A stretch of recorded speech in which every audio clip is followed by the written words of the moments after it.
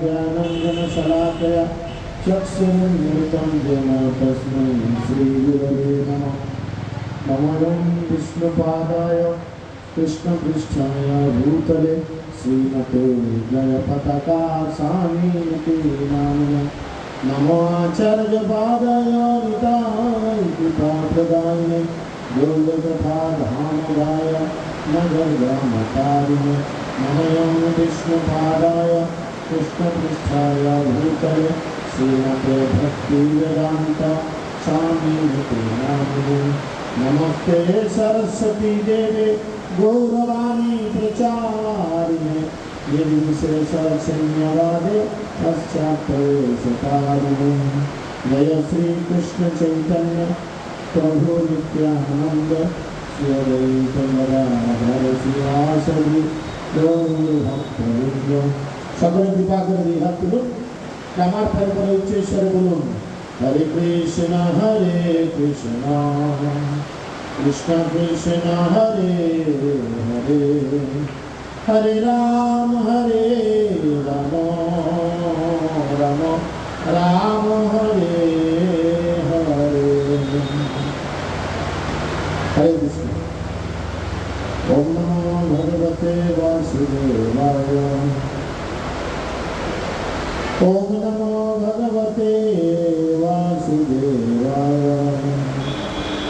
ओम नमो भगवते वासुदेवाय।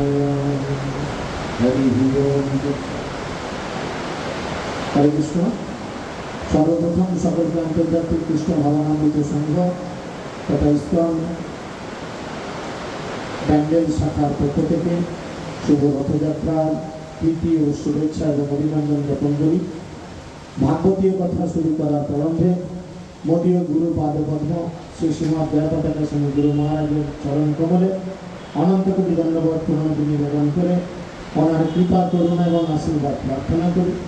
এবং ইস্কন প্রতিষ্ঠাতা আচার্য অভয় চরণারবিন্দ ভক্তি বেদান্ত স্বামী শিল প্রভুপাদের শ্রীচরণ কমলে অনন্ত কোটি দণ্ডবত প্রণতি জ্ঞাপন করে ওনার কৃপা করুণা আশীর্বাদ প্রার্থনা করি এবং উপস্থিত সকল পিতৃমণ্ডলী মাতৃমণ্ডলী ভাই ও বোন এবং গুরু ভাই গুরু বোন সকলের শ্রীচরণ কমলে আমি গোপীজন বল্লভ দাস অনন্ত কোটি দণ্ডবত প্রণতি নিবেদন করি এবং আপনাদের সকলের কৃপা করুণা এবং আশীর্বাদ প্রার্থনা করি। হরে কৃষ্ণ। তো আমরা রথযাত্রা আজকে প্রায় অন্তিম লগ্নে এসে পৌঁছেছি। আগামীকাল জগন্নাথ ফিরে যাবেন। আপনারা সকলেই জানেন যে জগন্নাথ কেবলমাত্র কয়েকদিনের জন্য অনুমতি নিয়ে শ্রীমন্দির থেকে বাইরে আসেন এবং কালকে ফিরে আসবো বলেই তিনি সেটি 8 দিন 9 দিন পর্যন্ত দীর্ঘায়িত করেন। আপনারা সকলেই অবগত রয়েছেন, গত কয়েকদিন আগে এই জগন্নাথ বাড়িতে ফেরেনি দেখে লক্ষ্মী দেবী এসেছিলেন এবং এসে ওনাকে ভৎসনা করে গেছেন এবং ওনার সমস্ত সেবকদের প্রহার করেছেন, রথ ভাঙাভাঙি করে দিয়ে শাসিয়ে গেছেন এবং তার সেবকরা বলেছিলেন যে আপনার চরণে জোড়হাত করি, আমরা কালকেই আপনার কাছে জগন্নাথকে পাঠিয়ে দেব। কিন্তু কাল করে ভিতরে ভিতরে আরও 2-3 দিন চলে গেছে। তো প্রভু সিদ্ধান্ত করেছেন যে আগামী দিন উনি আবার শ্রীমন্দিরে প্রত্যাবর্তন করবেন। তো যতদিন উনি এখানে রয়েছেন, এই স্থান হচ্ছে গুন্ডিচা মন্দির, অভিন্ন বৃন্দাবন। আর বৃন্দাবনে কে থাকেন? শ্রী রাধাকৃষ্ণ। আর রাধাকৃষ্ণ বৃন্দাবনে যখন থাকেন, তাদের বিভিন্ন লীলা কথা তাদের কাছে আলোচনা করেন। তাহলে তারা কি হবেন না, হৃদয়ে অনেক আনন্দ পাবেন। আমাদের কাছে যদি আমাদের গুণমহিমা কেউ বর্ণনা করে, আমাদের কি মনে হয়? হৃদয়ে আনন্দ আসে না? তো ঠিক সেরকম আপনারা এখন অবস্থান করছেন কিন্তু ব্যান্ডেলে নয়, আপনারা অবস্থান করছেন অভিন্ন বৃন্দাবন গুন্ডিচা মন্দির। তাই আপনারা সকলেই এখন কে? ব্রজবাসী, তাই না? তাই আপনারা সকলে এখন ব্রজবাসী। আর ব্রজবাসীদের কি করা উচিত? কি করে কৃষ্ণের প্রীতিবিধান হয় সেই চেষ্টা করা উচিত। তো আমরা জাগতিক অর্থে দেখেছি কারোর প্রীতিবিধান করার জন্য তার গুণমহিমা কীর্তন করা হয়। তাই আমরা সকলে মিলে এখন কি করব না, যিনি জগন্নাথ, যেই গৌর, সেই কৃষ্ণ, সেই জগন্নাথ, অর্থাৎ কৃষ্ণ এবং জগন্নাথ অভিন্ন। কৃষ্ণের সব থেকে প্রেমের রূপ হচ্ছে এই জগন্নাথ। তিনি রাধারানীর প্রেমে এই অবস্থা হয়েছে। তাই আজকে আমি আপনাদের কাছে পরিবেশন করতে চলেছি বিশ্বনাথ চক্রবর্তী ঠাকুর রচিত চমৎকার চন্দ্রিকা নামক একটি গ্রন্থ থেকে রাধাকৃষ্ণের অপূর্ব এক লীলা কাহিনী। সকলে কৃপা করে মনোযোগ দিয়ে শ্রবণ করবেন এবং যদি কিছু ভুল ত্রুটি পরিলক্ষিত হয় আমাকে নিজ গুণে মার্জনা করবেন। হরে কৃষ্ণ। আমি চেষ্টা করব সাধুগুরু বৈষ্ণবের কাছ থেকে যেভাবে এই লীলা কথা শ্রবণ করেছি আপনাদের মধ্যে সেই লীলা কথা অবিকৃতভাবে পরিবেশন করা। হরে কৃষ্ণ। সকলে বলুন রাধে রাধে। পিছন থেকে উচ্চস্বরে বলুন রাধে রাধে, রাধে রাধে। তো আমরা তো বললাম রাধে রাধে, তাহলে একবার রাধারানী কৃষ্ণের আচরণে বড় ক্ষুব্ধ হলেন। কেন? কৃষ্ণ এমন কি করত? কৃষ্ণ এমন কি করত না, চৈতন্য চরিতামৃতের মধ্যলীলায় 24 নম্বর অধ্যায় বর্ণনা রয়েছে। সেখানে এই রথযাত্রার মধ্যে মহাপ্রভু যখন রাধারানীর ভাব হৃদয়ে ধারণ করে রথারূঢ় জগন্নাথের সঙ্গে তর্কাতর্কি করছেন, বলছেন মনে হয় তোমাকে ভুলে গিয়ে আমি অন্য বিষয়ের প্রতি মনোযোগ দিব, কিন্তু তুমি এমন যে অন্য কিছুর দিকে মনোযোগ দিতে গেলে তোমার দিকেই মন পড়ে যায় বারবার। চেষ্টা করেন, রথযাত্রায় কত ভিড়, কত গুতাগুতি, কত লাঠালাঠি হয়, বাড়ি যাওয়ার সময় মনে হয় না কিন্তু সামনে বছর আর আসবো না, কিন্তু আমরা কি করি, আবার আসি, আসছে বছর আবার হবো, আবার আসি, তাই না? তো ঠিক সেরকম রাধারানী এরকম কৃষ্ণের বিভিন্ন আচরণে ক্ষুব্ধ হয়েছেন, আর তিনি কৃষ্ণের প্রতি বড় অভিমান হল। আপনারা সকলে জানেন রাধারানী বড়ই অভিমানী। তিনি বৃন্দাবনে যেখানে সেখানে মান করতেন, কোথাও বসে কান্না করতেন পুকুর হয়ে যেত, কোথাও বসে কান্না করতেন সরোবর হয়ে যেত, কোথাও বসে কান্না করতেন সেই জায়গা বড় গভীর গর্ত হয়ে যেত। তো সেই জন্য তিনি কি করেছেন, এবারে স্থির সিদ্ধান্ত করেছেন, না, এই লম্পট ছেলেটার সঙ্গে আমি আর মিশব না। এই লম্পটটিকে, লম্পট হচ্ছেন কৃষ্ণ, তিনি বলছেন এই লম্পট ছেলের সঙ্গে আমি আর মিলিত হব না। আর আমি যদি বাড়ির বাইরে যাই, ও তো ছলনায় আমার সঙ্গে মিলিত হবেই, তার থেকে আমি আর বাড়ির বাইরে বেরোব না। সবসময় তিনি নিজের গৃহে তার শ্বশুরালয়ে থাকছিলেন, আর রাধারানীর মধুর সঙ্গ থেকে বঞ্চিত হয়ে কৃষ্ণ খুবই মনোক্লেশ অনুভব করেছে। এদিকে কৃষ্ণ যেখানেই যান, যার কাছেই যান, যদি রাধারানীর কাছে একবার তিনি না আসেন, তার বড় মনে কষ্ট হয়। তাই অনেক দিন হলো রাধারানী নিজেকে ঘরে বন্দি করেছেন, আর কৃষ্ণ রাধারানীর সঙ্গ পায়নি, বড় মনে কষ্ট হচ্ছে। তিনি অনেকভাবে রাধার মান ভঙ্গ করার চেষ্টা করলেন, কিন্তু কিছুতেই রাধারানীর মান ভঙ্গ হলো না। আর তোমার সঙ্গে আমি সম্পর্ক রাখবো, এই আমাদের শেষ, আর আমি তোমার সঙ্গে কোনো সম্পর্ক নাই। কি বলে আমাদের সব জাগতিকে, কি বলে, ছাড়াছাড়ি হয়ে যায়, কি বলে, ব্রেকআপ, তাই না? রাধারানী মনে মনে চিন্তা করলেন, এবার তোমার সঙ্গে আমার ব্রেকআপ, আর দরকার নেই। কিন্তু তিনি মনে মনে চিন্তা করছেন, অবশেষে কৃষ্ণ কি করলেন, কৃষ্ণ দেখলেন যে আমি আর কোনোভাবে রাধার মান ভাঙাতে পারবো না। এখন সোজা আঙুলে যদি ঘি না ওঠে, কি করতে হয়, আঙুল সোজা করে ঢোকাতে হয়, একটু আঙুল বাঁকাতে হয়, তাই না? তাই কৃষ্ণ, যিনি হচ্ছেন সমস্ত ছল চাতুরীর শিরোমণি, তিনি মনে মনে প্ল্যান করলেন যে ঠিক আছে, এবার আমাকে অন্য কিছু চিন্তা করতে হবে। তখন তিনি কি করলেন, কুন্দলতার কাছে গেলেন। কুন্দলতা তাকে রাধারানীর সাথে সাক্ষাৎ করবার একটা উপায় বলে দিল, বুঝেছেন? বান্ধবীদের মাথায় বা বন্ধুদের মাথায় দেখবেন, যারা প্রেম করে, সাইডে যেসব বন্ধু বান্ধবরা থাকে, তাদের মাথায় কিন্তু অজস্র প্ল্যান থাকে, প্রচুর প্ল্যান থাকে। আপনাকে কত বাড়ি থেকে পালিয়ে যাওয়ার কত রকম প্ল্যান দেবে, চিন্তা করতে পারবেন না। টাকা নিয়ে পালিয়ে যাবে, কি গয়না নিয়ে পালিয়ে যাবে, কি মোবাইল নিয়ে পালিয়ে যাবে, কি দলিল নিয়ে পালিয়ে যাবে, কি স্কুটি নিয়ে পালাবে, ভ্যারাইটিস প্ল্যান দেবে। তাই কুন্দলতার কাছে যখন গেছে, কুন্দলতা মনে মনে চিন্তা করলেন বিষয়টা অনেক গভীর। ঠিক আছে, তাহলে কৃষ্ণকে আমি একটা প্ল্যান দিই। কি না, সে কৃষ্ণকে একটা তরুণী গায়িকা রূপে সাজিয়ে দিল। গায়িকা বোঝেন, গায়িকা, এই যে আমাদের সব গায়ক প্রভুরা বসে আছেন, লিঙ্গ ভেদে হবেন গায়িকা।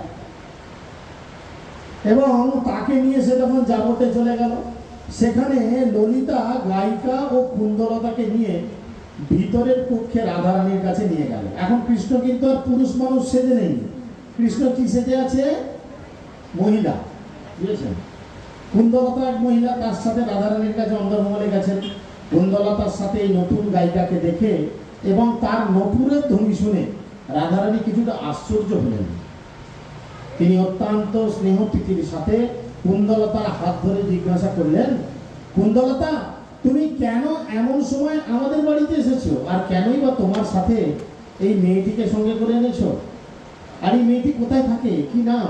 একে তো আমি আগে কোনোদিন তোমার সাথে দেখিনি। আগে দেখবে কি করে, মেয়েটি আগে থেকে ছিল কি? কুন্দলতা উত্তর দিল, হ্যাঁ রাধে, এর নাম হচ্ছে কলাবতী। কি নাম? ভালো করে মনে রাখুন, কলাবতী, এর নাম হচ্ছে কলাবতী। সে তোমার অনেক সুখ্যাতি শুনেছে, আর এই জন্য সে তোমাকে দর্শন করতে এসেছে। সে খুব সঙ্গীতে সুপটু এবং খুব ভালো গান গাইতে পারে, এমনকি গীতবিদ্যায় সে দেবগুরু বৃহস্পতিকে পর্যন্ত পরাজিত করতে পারে। তুমি জানো এর কি কোয়ালিফিকেশন?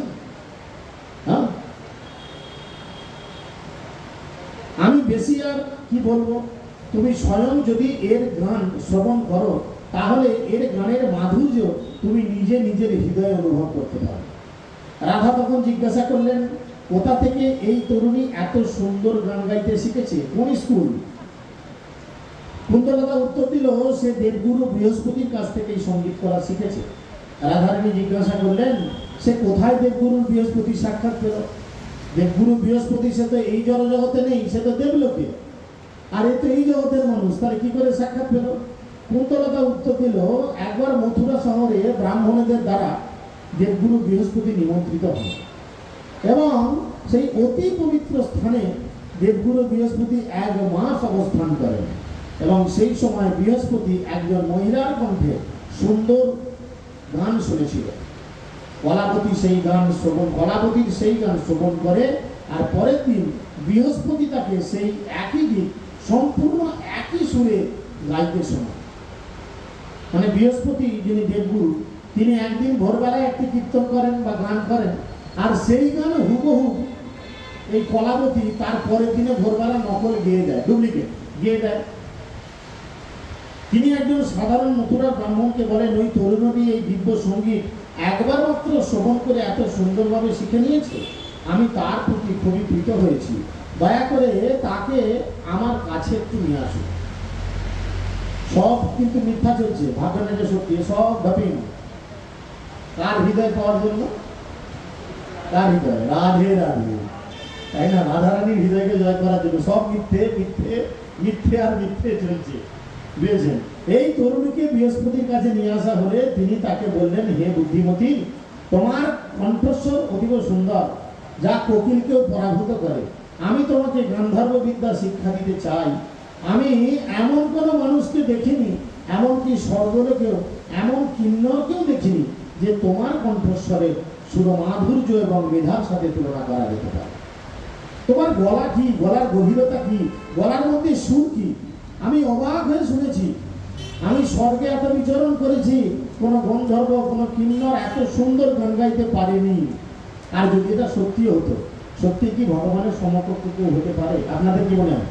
ভগবান যদি একটু সুর দেন, এত ভালো গায়ক বা এত ভালো সুরকার কি এই জগতে বা স্বর্গে হতে পারে? তো সেই জন্য এটা তো সত্য। সারা মাস বৃহস্পতি মথুরায় তখন অতিবাহিত করেন ও এই তরুণীকে সঙ্গীত করা শিক্ষা দেন। যখন তিনি স্বর্গলোকে প্রত্যাবর্তন করেন, তখন এই তরুণী তার সঙ্গে স্বর্গে যায়।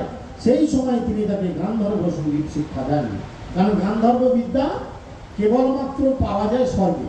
এই জগতে গান্ধর্ব বিদ্যা বা গান্ধর্ব মানে ওই গান্ধর্ব বিদ্যা স্বরলিপির বই এই জগতে নেই। এই জগতে যেমন বিভিন্ন স্বরলিপির বই পাওয়া যায়, আমাদের মায়াপুরে যে সমস্ত কীর্তন তার স্বরলিপির বই পাওয়া যায়, কিন্তু গান্ধর্ব বিদ্যা স্বরলিপির বই কেবলমাত্র অ্যাভেলেবেল রয়েছে স্বর্গে। তাই এই কলাবতীকে তিনি কি করেছিলেন, স্বর্গে নিয়ে গেছিলেন আর গিয়ে সেখানে এই গান্ধর্ব বিদ্যা শিক্ষা দিয়েছিলেন। আর গতকাল এই তরুণী স্বর্গ থেকে মর্তলোকে ফিরে এসেছে। তুমি গান্ধর্বিকা, সেই জন্য এখন তুমি তার কাছ থেকে শ্রবণ করতে পারো এবং সে কিভাবে গায় তুমি সেটাও শুনতে পারো। রাধারানী তখন কলাবতীকে বললেন, হে ভামিনী, তুমি বৃহস্পতির কাছ থেকে যেসব গীত শিক্ষা করেছ, কিছু ভালো করে গাও তো শুনি। কলাবতীর ছদ্মবেশে কৃষ্ণ বললেন, হে বৃন্দাবনেশ্বরী, আমি কোন রাগ গাইব? রাধারানী উত্তর দিলেন, তুমি প্রদোষ সময়ে অর্থাৎ উষাকালের উপযোগী মলয় রাগ গাইতে পারো। রাধারানী বলল, হে সুন্দরী, বিনা ছাড়া এই গীতি গান করো, আমরা শ্রবণ করি, তবে বুঝতে পারবো তোমার গলার গভীরতা কতটা। বিনা বা হারমোনিয়াম থাকলে তোমার গলার যে সমস্ত দুর্বল জায়গাগুলো আছে সেগুলো চেপে দেবে, তাই খালি গলায় গান করো। তখন কলাবলী বলল, হে গান্ধর্বীকে, শ্রীরাধে, তুমি ছাড়া এই ব্রজে আর কার সঙ্গীতে এমন জ্ঞান আছে? আমি একটি মিশ্র শ্রুতিতে গান গাইব, দয়া করে তুমি শ্রবণ করো। কৃষ্ণ তখন স্বর্গীয় সুরধ্বনিকে পরাস্তকারী অতি সুমধুর সুরে গান গাইতে শুরু করলেন। রাধারানী সহচরী সখীগণ সেই গান শুনে এত আপ্লুত হলেন যে তাদের নয়ন দিয়ে নদীর মতো অশ্রুধারা বইতে লাগলো। সঙ্গীতের মধ্যবর্তী স্থানে তাদের অশ্রুধারা বন্ধ হলো এবং সঙ্গীতের শেষে সেই অশ্রুবিন্দুগুলি শীতলতায় জমে বরফ হলো। তারপর চোখ থেকে ঠং ঠাং করে শব্দ করে পড়তে লাগলো। এমন গান গেয়েছে সবাই কেঁদে আলা। শুধু কান্না নয়, কান্নার মাঝে ওই চোখের যে জল গড়িয়েছে সেগুলো সব বরফ হয়ে গেছে, এবং তারপরে সেই বরফের টুকরোগুলো মাটিতে ঠং ঠং করে আওয়াজ করে ঝরে পড়তে লাগলো। সেই সাথে রাধারানীর হৃদয়ে হীরকের মতো শক্ত হয়ে থাকা যে বরফ, যে অভিমানের বরফ, কার প্রতি অভিমান ছিল? কৃষ্ণ। দেখবো না, ওর মুখ দেখবো না, ওর সঙ্গ করবো না, ব্রেকআপ। বুঝেছেন? ধীরে ধীরে ধীরে ধীরে হৃদয় বলতে আরম্ভ করলো। এমন সুমধুর সুরময় গীত শুনে রাধারানী বিস্ময় অভিভূতা হলেন এবং বললেন, হে কলাবলী, তোমার গান স্বর্গের বিদ্যাধরীদেরকেও পরাভূত করেছে। আমি তোমার অপূর্ব গানে খুব প্রীত হয়েছি। তোমার মতো তরুণীর অনুক্ষণ আমার সঙ্গে থাকা উচিত। কাকে বলছে? কৃষ্ণকে বলছে তোমার মতো তরুণীর আমার সঙ্গে থাকা উচিত। আর এই তো একটা বাড়ি আছে, আমি থাকবো বলি তো গেছি। তো বুঝতে পারছে না? তাহলে আমার জীবন বড় সার্থক হবে যদি নন্দনন্দন কৃষ্ণ তোমার এইরকম অপূর্ব গান শুনতে পেত। তাহলে সে সর্বক্ষণ তোমাকে তার কণ্ঠের হার করে রাখত।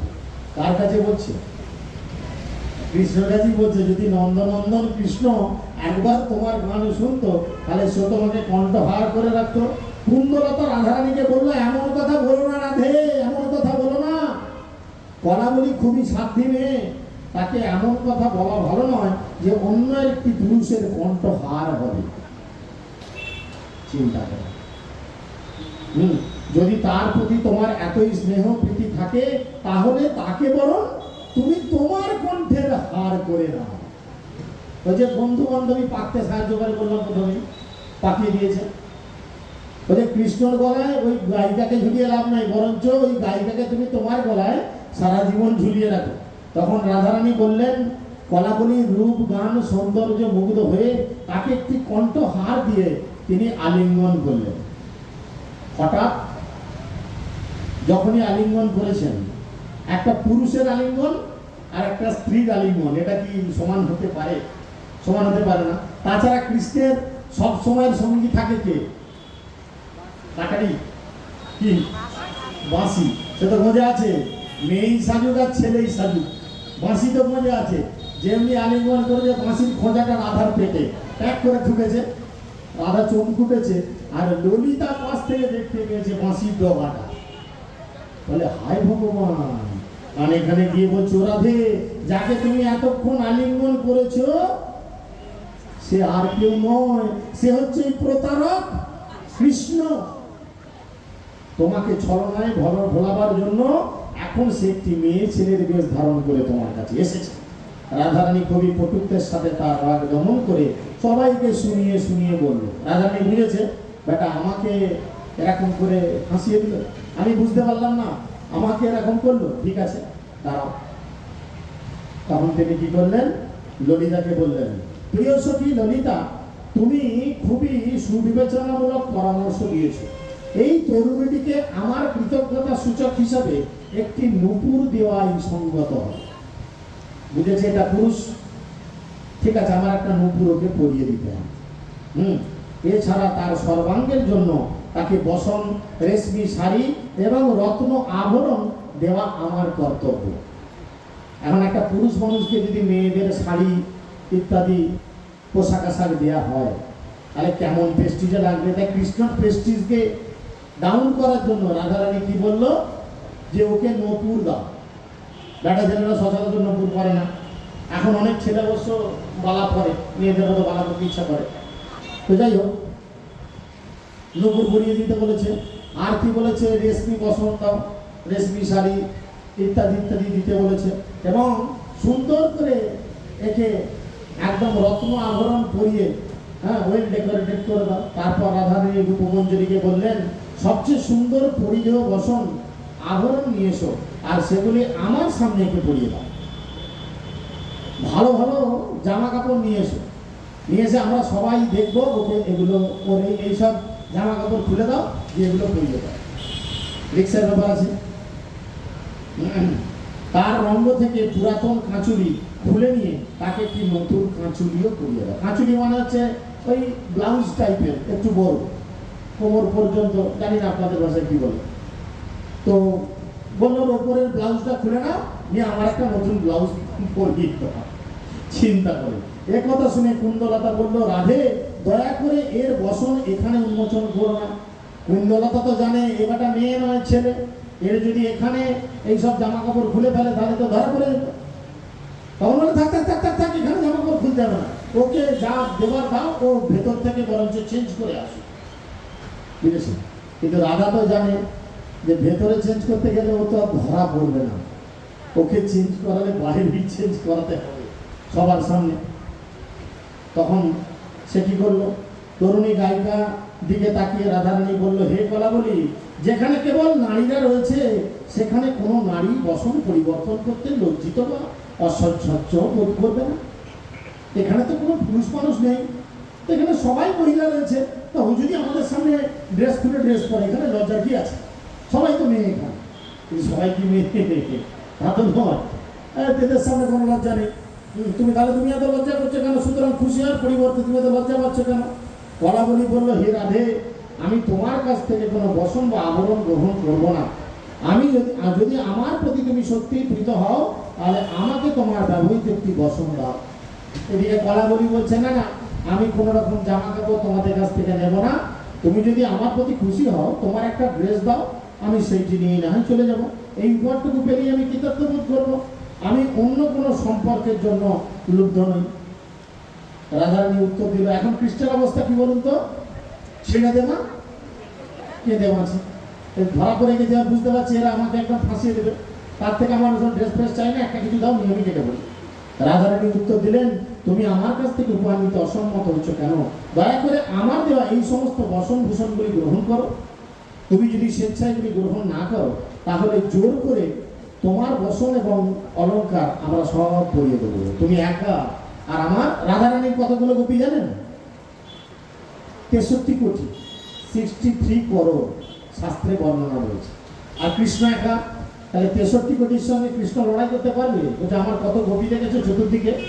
তুমি যদি আমাদের সামনে ড্রেস না পরো, আমি সমস্ত গোপীদের বলবো যে সবাই তোমাকে জোর করে তোমার ড্রেস খুলে আমার ড্রেস পরিয়ে দেবে, তখন তুমি পারবে? কৃষ্ণ বড় টেনশনে পড়ে গেছে। এগুলি গ্রহণ না করো তাহলে জোর করে তোমাদের প্রতি এরাম করবো। তুমি এখানে একা, আমরা এখানে অনেক, তুমি আমাদের কাছ থেকে এখন আর পালাতে পারবে না। রাধারানী ললিতা আর বিশাখাকে আজ্ঞা দিলেন, হে সখীগণ, প্রথমে তোমরা কলাবলীর পুরনো কাঁচুলিটাকে খুলে নিয়ে আমার নতুন কাঁচুলিটা পরিয়ে দাও। প্রথমে বললো ওর উপরের যে বসন পরে রয়েছে ব্লাউজ, ওটিকে টেনে খুলে নতুন একটি ব্লাউজ পরিয়ে দাও। খুব ভালো।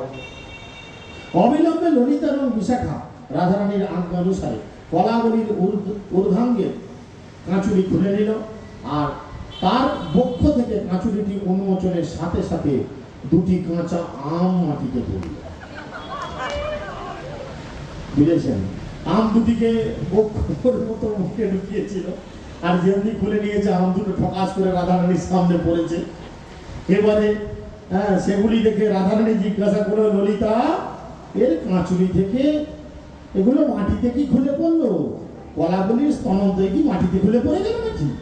রূপমঞ্জরি সেই সাথে সাথে অনন্যা মঞ্জরীকে এবং অন্যান্য সখীগণের সঙ্গে এই কথায় সবাই তখন হো হো করে হেসে উঠল। এই ঘটনা শুনে কৃষ্ণ অধবদন হয়ে বসনাঞ্চলে মুখ আবৃত করে নিজের পরিচয় প্রকাশ হওয়াতে লজ্জিত হয়ে রাধার পিছনে দাঁড়িয়ে রইল। এদিকে কৃষ্ণ একদম ধরা পড়ে গেছে, আর কিছু করার নেই, আম ফাম পড়ে গেছে। সে তখন নিজের আঁচলটা নিয়ে মুখ ঢেকে দিয়ে রাধারানীর পেছনে মাথাটা নিচু করে চুপ করে লজ্জায় দাঁড়িয়ে রইলেন। কৃষ্ণকে এমন অবস্থায় দেখে সকল সখী এবং মঞ্জরীগণ তাদের বসনে মুখ ঢেকে আরো হাসতে লাগলেন হো হো করে। তখন ললিতা কৃষ্ণকে বললেন, ওহে প্রতারক, এখনই এখান থেকে তুমি চলে যাও, আমাদের কাছে আর বেশি তোমার পরাক্রম দেখাতে তুমি এসো না। তারপর কৃষ্ণ কি করলেন, মুখটা কাঁচুমাচু করে বগলে ওই আঁচল যেগুলো খুলে খালি নিয়েছিল ড্রেস বগলে নিল, দু হাতে দুটো আমকে কুড়ালো, রাধারানীর দিকে তাকিয়ে তাকিয়ে আস্তে আস্তে বাইরে বেরিয়ে গেল। এবং কি করলো, বাইরে যেতে যেতে কৃষ্ণ তো বড় চালাক, এ হেরে গিয়েও হারতে চায় না, বড় চালাক। রাধারানীর শোবার ঘর থেকে তার একদম বাইরে আস্তে আস্তে আবার নিজে ড্রেস পরে নিল, আমগুলোকে যথাস্থানে আবার লাগলো, রেখে দিয়ে কি করলো, বাইরে চলে এলো। এসে তার বাড়ির বাইরে বসে দুহাত পা ছড়িয়ে দিয়ে কাঁদতে লাগলো, উচ্চ ঈশ্বরে চিৎকার করে কাঁদছে। এবার রাধারানীর শাশুড়ি আছে। জটিলা তখন দেখলো এক তরুণী তার গৃহের সামনে করুণ স্বরে রোদন করছে।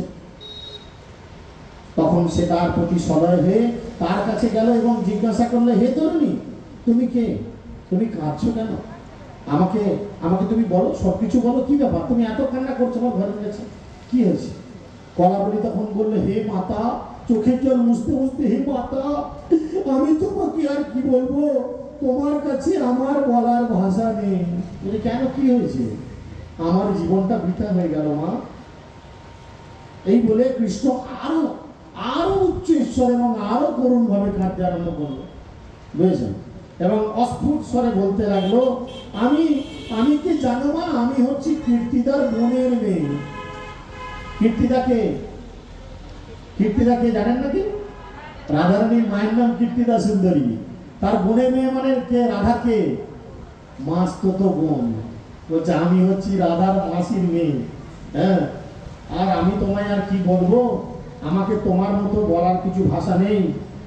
শিশুবেলা থেকে আমার সাথে তোমার পুত্রবধূর কি বড় বন্ধুত্ব, বহুকাল আমি রাধাকে দেখিনি, অবশেষে আমি এখানে তাকে দেখতে এসেছিলাম, কিন্তু আমার ছোটবেলার বান্ধবী আমার দিকে একবারও ফিরে তাকালো না।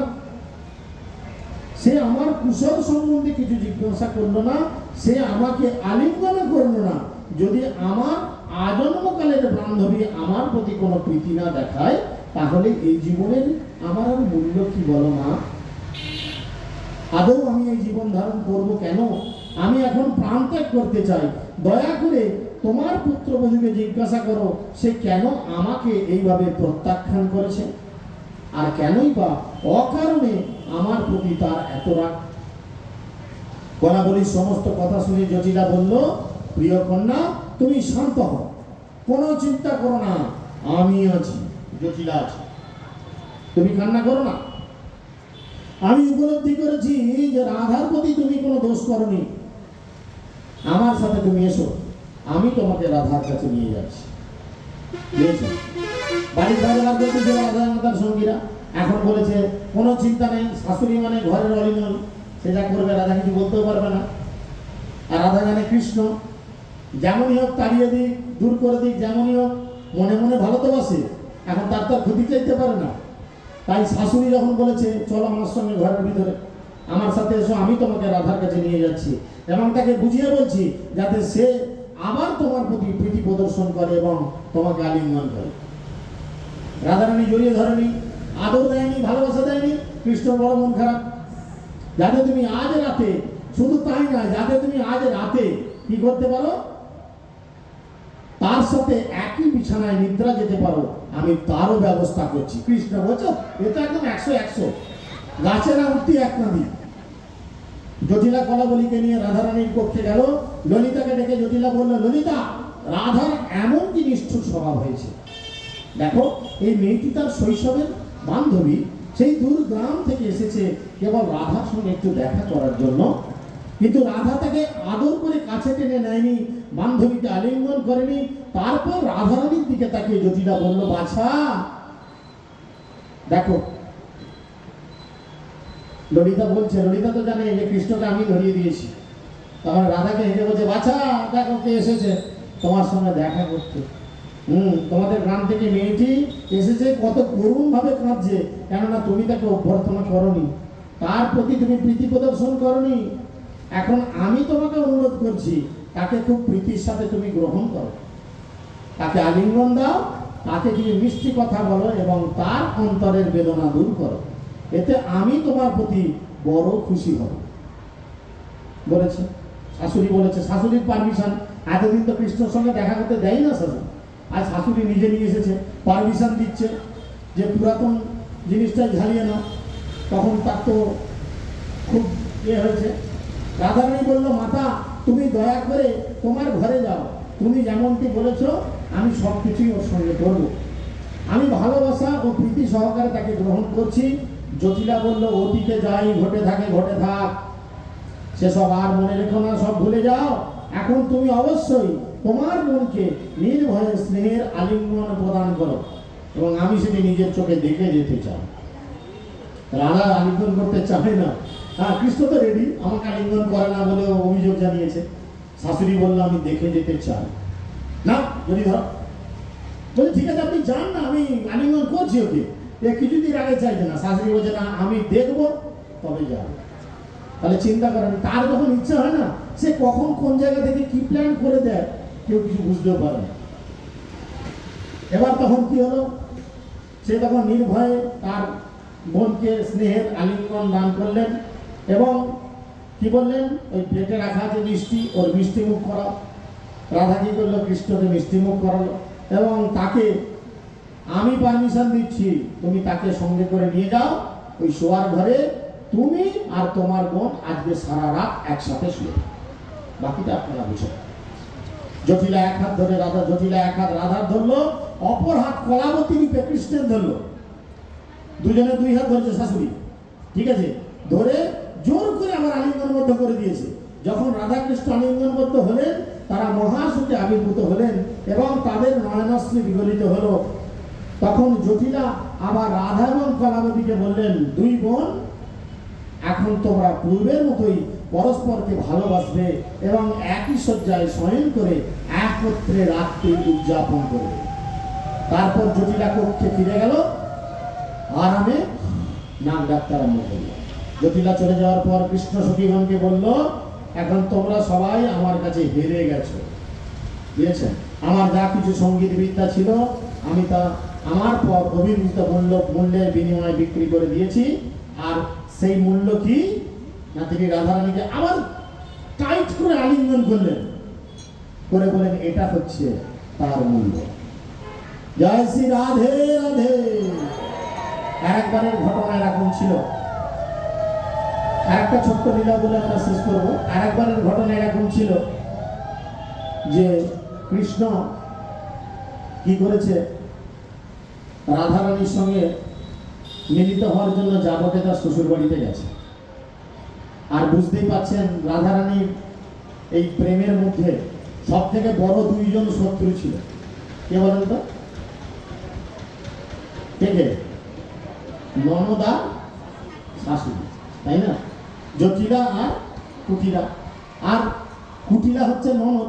কুটিলা সবসময় মানে যেমন নাম তেমন কাজ, সবসময় ওর প্ল্যান হতো কি করে রাধারানীর সামান্যটুকু ভুল ধরবে আর ধরে লোকের কাছে বিশাল করে রাধারানীর দুর্নাম করবে। এটি ছিল ননদের বিশেষ একটা কাজ সারাদিন। এখন একদিনের ঘটনা এরকম, কৃষ্ণর বড় মন খারাপ করেছে, সে রাধারানীর সঙ্গে লীলা করবে। তো যাবতে রাধারানী শ্বশুর বাড়িতে এসেছেন, আর রাধারানীর কাছে এসে ঘরের দরজা এঁটে দিয়ে খিল দিয়ে একই ঘরের মধ্যে রাধাকৃষ্ণ কথা বলছে। এবার ধরুন একটা ঘরের মধ্যে একটি পুরুষ গলা আর একটি মহিলা গলা যদি কথা বলে, বাইরে থেকে সেটা বোঝা যায়। আর ননদের কাজ ছিল কি, রাধারানীকে ফলো করা সব সময়। কি করছে, জানলায় কান পেতে শুনছে, ও বাবা এই গভীর রাত্রে আমার বৌদির ঘরের ভেতর থেকে একটা পরপুরুষের গলা। হ্যাঁ, তার মানে একটা বজ্জাত কৃষ্ণ এসেছে, সামনে শিকল তুলে দিয়েছে, বুঝেছেন? দরজার সামনে শিকল তুলে দিয়েছে, দিয়ে গোটা গ্রামের লোককে ডেকেছে, চলো দেখবে, চলো দেখবে, চলো দেখবে, চলো। তোমরা বলো না যে আমাদের রাধা কত ভালো, চলো আমরা দেখাতে যাই আমাদের রাধা কত ভালো বলে গ্রামের লোক ডেকেছে, বুঝেছেন? ভালো করে শুনেন, গ্রামের লোককে ডেকেছে। গ্রামের লোক দেখছে সামনে দরজায় শিকল তোলা, শিকল খুলেছে, আর ঘরে ঢুকে কৃষ্ণকে আর কোথাও খুঁজে পায়। খাটের নিচে দেখছে, আলমারির ভেতরে দেখছে, ট্যাঙ্কে দেখছে, উপরে দেখছে, সাইডে দেখছে, চতুর্দিক খুঁজেছে, কৃষ্ণকে দেখতে পায়নি। আর কৃষ্ণ তাড়াহুড়োতে চলে যেতে গিয়ে তার বাঁশিটি ফেলে রেখে গেছে। হাই ভগবান, তাই না? বাঁশিটি ফেলে রেখে গেছে, আর বাঁশিটা কৃষ্ণের বাঁশি। তখন সবাই বলছে এই দেখো চোর ধরা পড়েছে, হ্যাঁ এই বাঁশিটি কৃষ্ণের বাঁশি। এবার রাধারানীর বুকের ভেতরে প্যালপিটেশন হচ্ছে। রাধারানী মনে মনে বলছে, কৃষ্ণ, হে কৃষ্ণ, আমাকে এই পরিস্থিতি থেকে তুমি রক্ষা করো, যেভাবে হোক আমাকে এই পরিস্থিতি থেকে উদ্ধার করো। তখন কৃষ্ণ কি করেছেন, রাধারানীর মাথায় বুদ্ধি দিয়েছেন। রাধারানী তখন রাধারানীকে জিজ্ঞেস করছে বাঁশিটা কার? সেই লম্পট কৃষ্ণ বলল না না, কালকে রাত্রিরে বাঁশি বৃষ্টি হয়েছিল আকাশ থেকে, কিছুক্ষণ আগে যে বৃষ্টি হচ্ছে না, বলছে তো আকাশ থেকে জল পড়েনি, বাঁশির বৃষ্টি হয়েছে, তারই একটা জানলা দিয়ে ছিটকে ঢুকে গেছে। বললেই মেনে নেবো, ভালো কথা। বললো তখন তাহলে এটার প্রমাণের জন্য আমার ননদ আর শাশুড়ির ঘরটাও সার্চ করা হোক। কৃষ্ণ হচ্ছে বড় পটুতায় প্রস্তাব। সে কি করেছে, ননদের ঘরে গোটা 4 বাঁশি, শাশুড়ির ঘরে গোটা 15-20 বাঁশি রেখেছে। লোক ঢুকেছে, ঢোকার সাথে সাথে বলছে তাহলে বলো কার ঘরে বেশি লোক ঢুকেছিল? ওর ঘরে 1টা বাঁশি, এর ঘরে 4টে, এর ঘরে 15টা। তখন ননদ আর শাশুড়ি প্রেস্টিজের কেস, যে না তাহলে বাঁশিরই বৃষ্টি হবে। আমাদের রাধা মিথ্যে কথা বলছে। রাধে রাধে রাধে কিশোরী দয়া করো, বৃন্দাবন ধাম কি। তো বৃন্দাবনে কিরকম আচার আচরণ করতে হয় সেই শিক্ষা অনুযায়ী নরোত্তম দাস ঠাকুর, যিনি প্রেম ভক্তির মহাজন, তিনি আমাদের মধ্যে বৃন্দাবনে কিরূপ আচরণ করতে হয় সেই শিক্ষা দিয়ে এটি সুন্দর কীর্তন করেছেন। আমরা সেই কীর্তন আপনাদের কাছে উপস্থাপন করার চেষ্টা করছি, যে আপনি বৃন্দাবনে গেলে কি বলবেন, কিভাবে চলবেন, কি করবেন। খাই যাই শুই মারি বৃন্দাবনে কি করব বৃন্দাবনে হরি বলবো আর মদন মোহন, হরি বলবো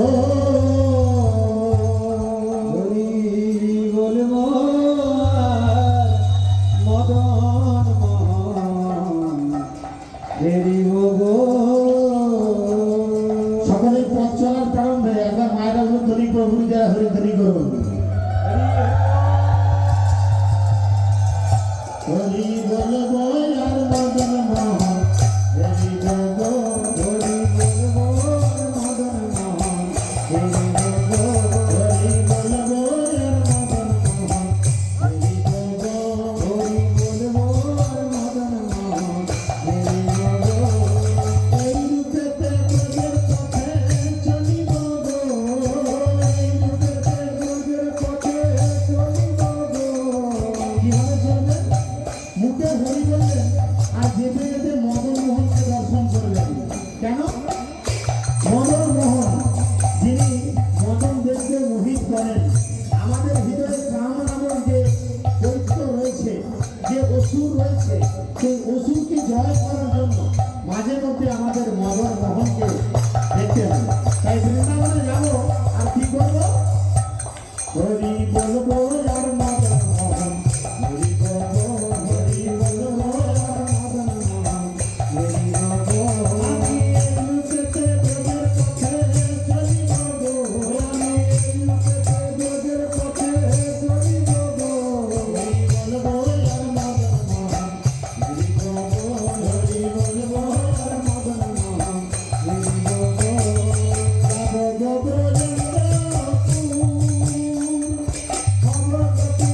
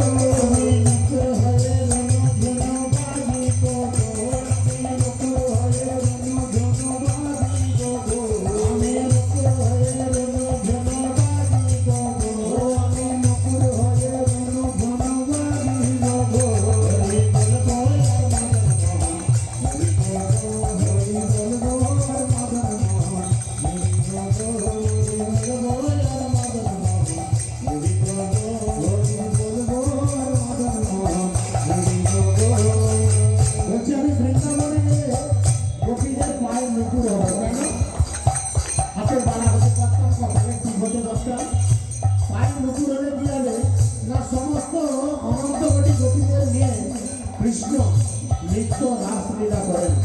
আর আমি যখন রাসস্থলীতে গোপীদের পায়ে বাঁধা হয়ে প্রবেশ করব, তখন সেই রাসস্থলীতে শ্রী শ্রী রাধা মাধবকে দুই চোখ ভরে দর্শন করতে পারবো। ওই জন্যই তিনি বলছেন,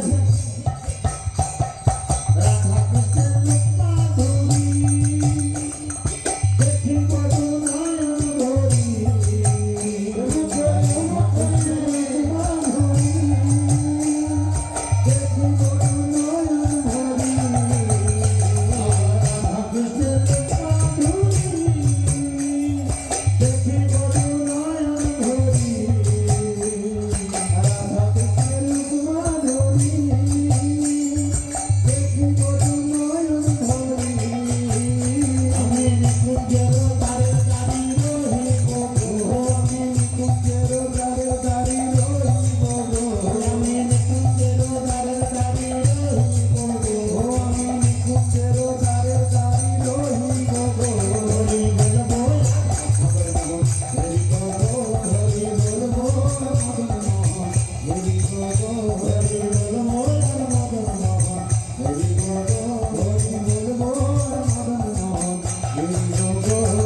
বিপিনে বিনোদ খেলা সঙ্গে তেরা খানের খেলা, বিপিনে বিনোদ খেলা সঙ্গে তেরা খানের খেলা, বিপিনে বিনোদ খেলা সঙ্গে তেরা খানের খেলা, বিপিনে বিনোদ খেলা সঙ্গে তেরা খানের খেলা।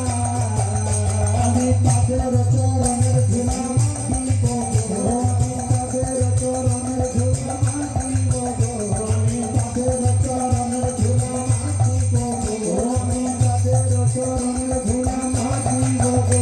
হরি বলবো আর মদন মোহন, হরি বলবো হরি বলবো আর মদন মোহন, হরি বলবো হরি বলবো আর মদন মোহন, হরি বলবো হরি বলবো আর মদন মোহন, হরি বলবো।